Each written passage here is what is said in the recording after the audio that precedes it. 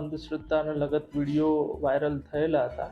એ બાબતે હું એક અપીલ કરવા માંગીશ કે આ રીતના અંધશ્રદ્ધામાં દોરાઈને છેતરાવાથી બચવું જોઈએ અને કોઈ પણ આ પ્રકારના અંધશ્રદ્ધામાં આવવું જોઈએ નહીં. અને પોતાના મિત્ર વર્તુળ અથવા સગા સંબંધીઓમાં કોઈ આ પ્રકારના અંધશ્રદ્ધામાં આવેલું હોય અને છેતરપિંડીનો કે એવો કોઈ ભોગ બનેલું હોય તો તાત્કાલિક પોલીસનો સંપર્ક કરવો. પોલીસ હંમેશા તમારી મદદમાં તૈયાર છે. આ બધું ખોટું છે અને બહુ ગેરમાર્ગે દોરાઈ રહી છે પબ્લિક. આ એક હું એવું માનું છું કે તાંત્રિક એના પોતાનું જ સારું કરી શકે તો ઢગ છે કરી.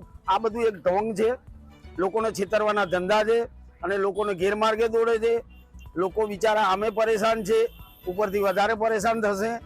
હું માનું છું કે સરકાર આના પર કંઈક પગલાં લે અને સરકારને મારું નિવેદન છે કે આવા લોકો બિચારા ગરીબ માણસો છેતરાતા જાય છે. આવું કોઈ તાંત્રિક વિદ્યા હોતી નથી. તો વર્ષોથી ચાલતી આવેલી જે પરંપરા છે, આપણા બાપ દાદા જે કુળદેવી ઈષ્ટદેવને પૂજતા હોય એને છોડી અને બીજા દેવી દેવતાઓમાં આપણે પડવું નહીં અને અંધશ્રદ્ધામાં પડવું નહીં. શરીરમાં કંઈ રોગ હોય તો કૃપા કરીને મેડિકલ ચેકઅપ કરાવવું, પછી એનું નિદાન કરાવવું, જેથી આપણે જલ્દી સારું થાય. બાકી અંધશ્રદ્ધામાં જઈને કોઈ જગ્યાએ રવિવાર ભરવાથી સારું થઈ જાય અને ઓપરેશન ન કરવું પડે એવી કોઈ પણ વસ્તુ તંત્ર મંત્ર આ જગતની અંદર ઉપલબ્ધ નથી.